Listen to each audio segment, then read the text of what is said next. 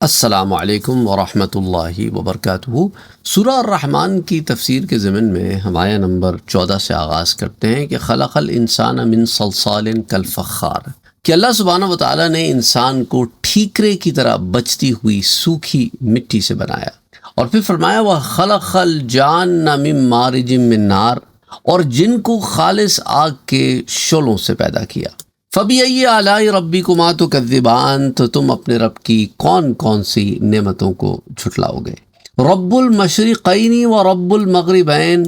وہی دونوں مشرقوں اور دونوں مغربوں کا رب ہے۔ فَبِأَيِّ آلَاءِ رَبِّكُمَا تُكَذِّبَانِ، مرج البحرین یلتقیان، اس نے کھاری اور شیریں دو سمندر جاری کیے ہیں جو ایک دوسرے سے مل جاتے ہیں۔ بینہما برزخ لا یبغیان، اور ان دونوں کے درمیان ایک آڑ ہے جس سے وہ تجاوز نہیں کرتے۔ فَبِأَيِّ آلَاءِ رَبِّكُمَا تُكَذِّبَانِ، یخرج منہما اللؤلؤ والمرجان، ان سمندروں میں سے موتی اور مونگے نکلتے ہیں۔ فَبِأَيِّ آلَاءِ رَبِّكُمَا تُكَذِّبَانِ، وَلَهُ الْجَوَارِ الْمُنشَآتُ فِي الْبَحْرِ كَالْأَعْلَامِ، اور سمندر میں پہاڑوں کی مانند اونچی چلنے والی کشتیاں اسی کی ملکیت ہیں۔ فَبِأَيِّ آلَاءِ رَبِّكُمَا تُكَذِّبَانِ۔ تو آیہ نمبر 25 تک میں نے آپ کے ساتھ ترجمہ شیئر کیا ہے۔ آیہ نمبر 14 سے 16 تک، جس میں اللہ فرماتا ہے کہ اس نے انسان کو ٹھیکرے کی طرح بچتی ہوئی سوکھی مٹی سے بنایا، اور جن کو خالص آگ سے شعلے سے پیدا کیا، سو تم اپنے رب کی کون کون سی نعمتوں کو جھٹلاؤ گے۔ تو یہاں پر جہاں اللہ نے انسان کی تخلیق کا ذکر کیا، وہاں جنات کی تخلیق کا بھی ذکر کیا، اور دونوں وہ سپیشیز ہیں جو مکلف ہیں، یعنی دونوں کو اپنے اپنے اعمال کا جو ہے وہ جواب دینا ہے۔ قیامت کے دن دونوں کے نامہ اعمال پیش ہوں گے، گناہ گار جہنم میں جائیں گے اور نیکوکار جنت میں جائیں گے۔ اس پر بڑی تفصیل سے ہم نے جنت کی سیریز میں کام کیا ہے کہ آیا کیا جنات بھی جنت میں جائیں گے کہ نہیں۔ تو اللہ سبحانہ و تعالیٰ نے یہاں پر ایک آپ سمجھ لیں کہ جہاں ہمیں اپنے تخلیقات میں بہت سارے چیزوں کے بارے میں پہلے پچھلی آیات میں بتایا، تو یہاں ان چیزوں کی نشاندہی کی کہ دیکھو تمہیں بھی ہم نے ہی بنایا ہے، اور وہ نہ نظر آنے والے جن، انہیں بھی ہم نے ہی بنایا ہے، اور ایسی بہت ساری مخلوقات ہیں عالم کبیر اور عالم صغیر میں جن سے تم واقف نہیں ہو، انہیں بھی ہم نے ہی بنایا ہے۔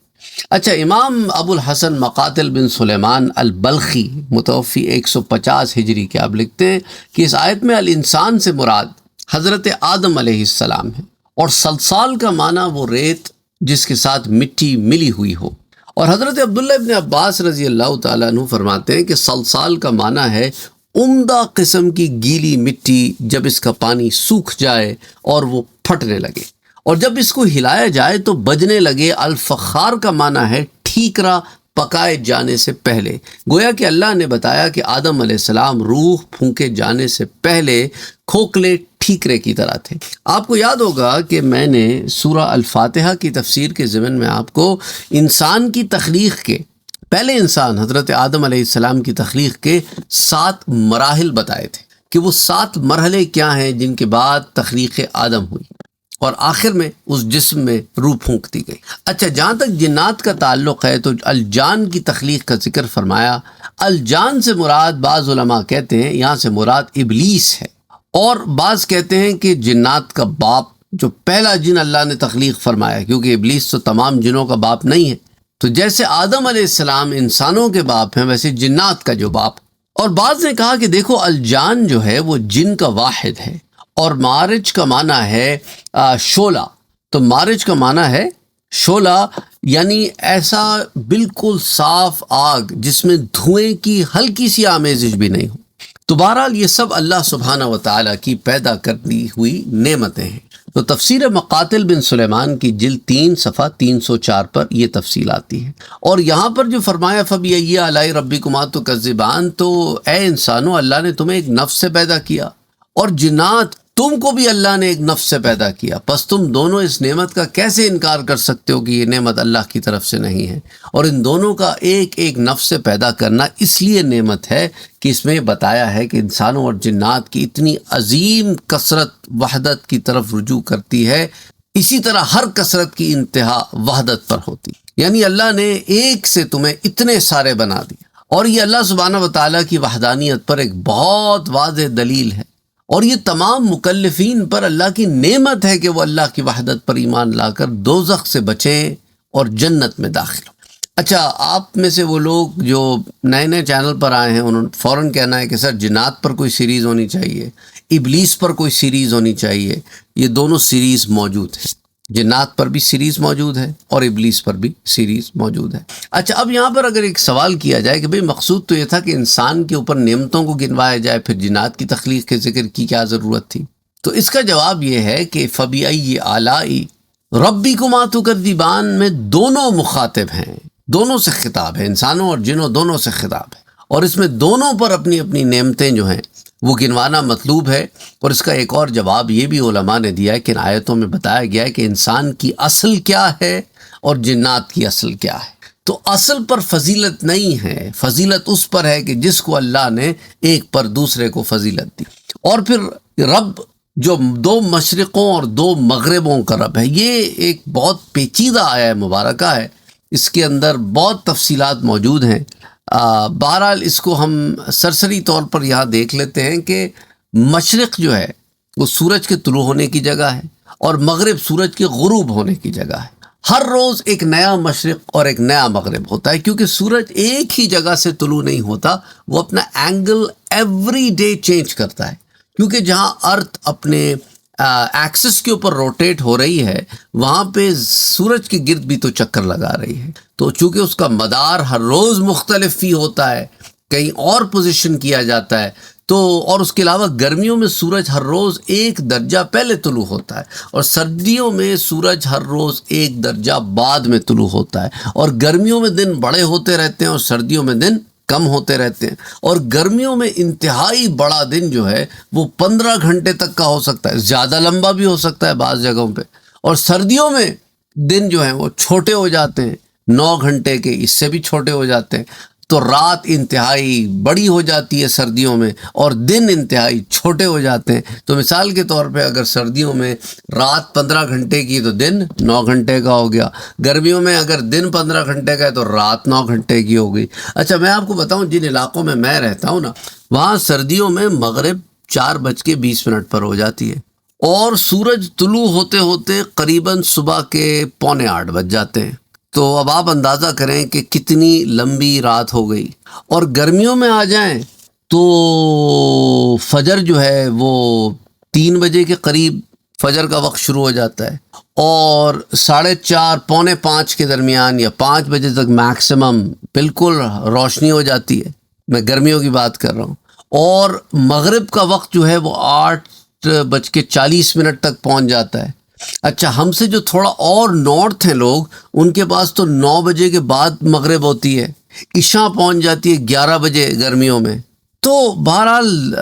ان علاقوں میں ان چیزوں کو دیکھنے کا آپ کو زیادہ موقع ملتا ہے کہ مغرب کا ہی دورانیہ گرمیوں اور سردیوں میں کوئی 4.25 گھنٹے کا فرق آ جاتا ہے صرف مغرب میں۔ تو اب آپ اس سے اندازہ کریں کہ کتنی ویریئنس ہوتی ہے۔ اچھا، اور یہاں پر ایک اور چیز میں آپ کو بتاؤں کہ بھئی چونکہ اب 2 ڈفرینٹ ایونٹس ہیں جس کے اندر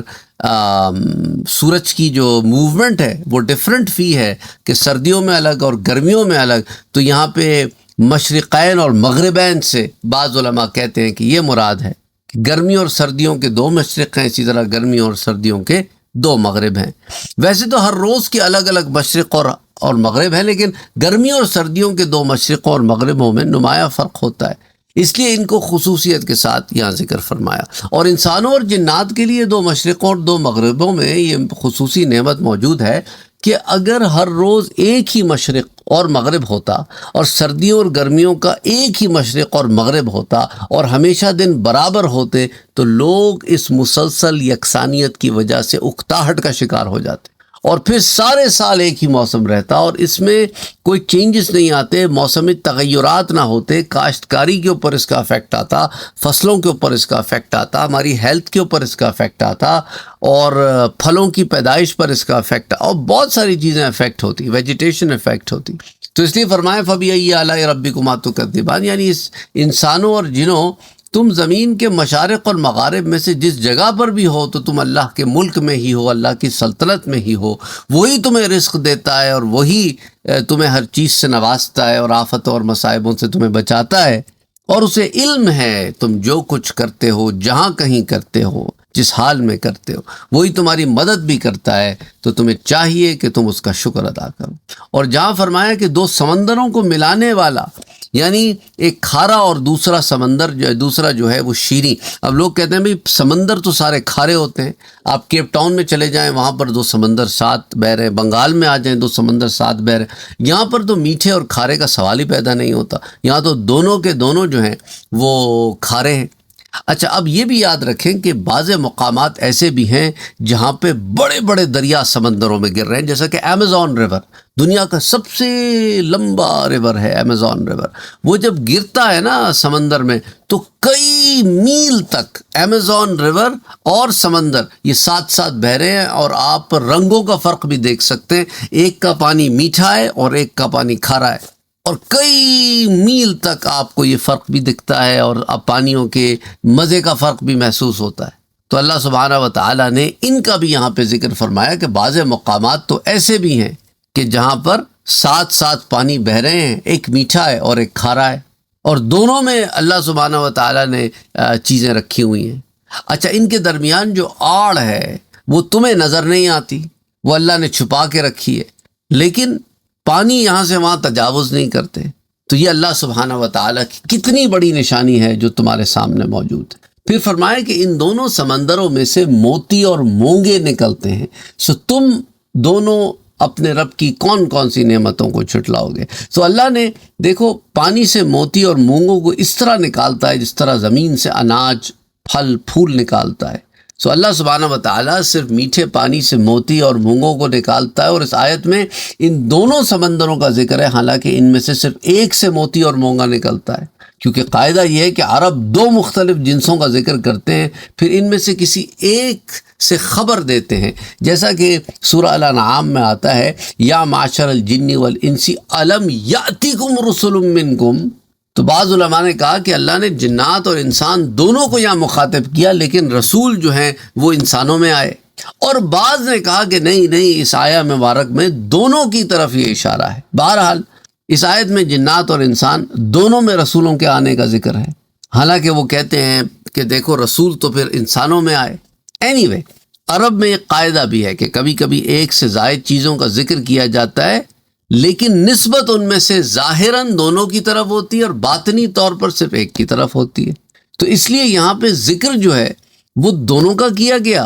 اور موتی اور مونگے ایک سے نکلتے ہیں، کیونکہ ایک دوسرے میں آمیزش کرتا ہے، ملتا ہے، کہ دیکھیں نا کھارا پانی اور میٹھا پانی مل جاتے ہیں نا ایونچولی۔ اور لولو اور مرجان کے متعلق یہ کہا گیا کہ دیکھو لولو تو چھوٹے موتی ہوتے ہیں اور مرجان بڑے ہوتے ہیں، اور اس کے برعکس بھی ایک روایت ملتی ہے، حضرت عبداللہ ابن عباس نے فرمایا کہ دیکھو مرجان جو ہے وہ سرخ سیپی کو کہتے ہیں، اور پھر فرمایا اللہ نے فَبِأَيِّ آلَاءِ رَبِّكُمَا تُكَذِّبَانِ، یعنی اللہ نے یہ تمہیں موتی اور مونگے مخلوق کی منفعت کے لیے پیدا فرمائے ہیں، اور تم ان سے فائدہ بھی اٹھاتے ہو، ان کی ٹریڈنگ بھی کرتے ہو، ان کو ڈھونڈتے ہو، انہیں بیچتے ہو، تمہارے لیے ایک ذریعہ آمدنی بھی ہیں۔ اور حضرت عبداللہ ابن عباس رضی اللہ تعالیٰ عنہ فرماتے ہیں، یہ ایک بڑی خوبصورت بات ہے جو روح المعانی کی جز 27 پیج 164 پر حضرت عبداللہ ابن عباس کا ایک قول آتا ہے کہ اللہ نے دو سمندروں کو ملایا۔ ان دو سمندروں سے مراد ایک سمندر حضرت علی کرم اللہ وجہہ ہیں، اور دوسرا سمندر فاطمۃ الزہراء رضی اللہ تعالی عنہا ہیں۔ اور یہ دو سمندر ایسے سمندر ہیں، اور دونوں عبد مناف سے سمندر نکلتے ہیں، پھر آگے یہ دونوں سمندر ہاشم کی اولاد سے نکلتے ہیں، پھر آگے یہ عبد المطلب سے نکلتے ہیں، ایک ابو طالب سے اور ایک عبداللہ سے۔ یہ دو سمندر نکلتے ہیں، اور یہ سمندر جو ہیں وہ ایسے بحر ہیں کہ آپ سمجھے کہ روحانی بحر ہیں، اور ان سے موتی اور مونگے نکلے کا معنی کیا ہے؟ ان سے حسنین کریمین نکلے، ان سے حسن و حسین نکلے۔ اللہ اکبر اللہ اکبر اللہ اکبر۔ پھر فرمایا میرے رب نے کہ دیکھو سمندر میں پہاڑوں کی مانند اونچی چلنے والی کشتیاں بھی اسی رب کی ملکیت میں ہیں. سو تم اپنے رب کی کون کون سی نعمت کو جھٹلاؤ گے؟ یعنی سمندر میں بڑے بڑے جہاز چلتے ہیں جو پہاڑوں کی مانند تمہیں نظر آتے ہیں. کبھی تم ٹائٹینک بناتے ہو، کبھی اس سے بھی بڑے جہاز بناتے ہو، لیکن غرور و تکبر کرو گے تو ٹائٹینک کی طرح ڈبو دیے جاؤ گے. لیکن یہ یاد رکھو کہ یہ ساری چیزیں اللہ نے تمہیں عطا کی ہیں، یہ علم بھی، یہ مٹیریل بھی، یہ سارا کچھ، اور اس کو استعمال کرتے ہوئے